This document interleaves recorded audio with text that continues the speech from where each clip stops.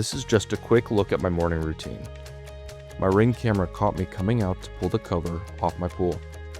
And since people always ask what I use, this is the Sun2Solar Blue Rectangle Pool Cover.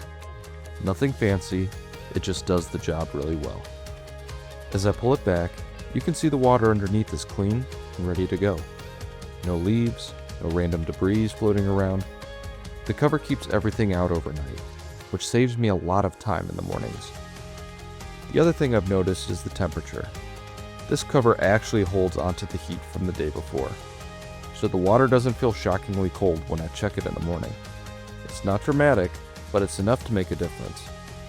It's also lightweight, which I appreciate. I don't have to fight with it or drag it around. I just fold it back, and that's it. And if your pool isn't a perfect rectangle, you can trim it to fit. I cut mine to size, and it still works exactly the same. The biggest change for me has been evaporation.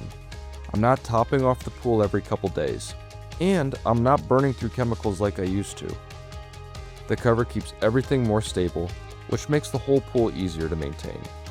So, if you want something simple that keeps the water cleaner, helps with heat, and cuts down on maintenance, this Sun2Solar cover has been solid.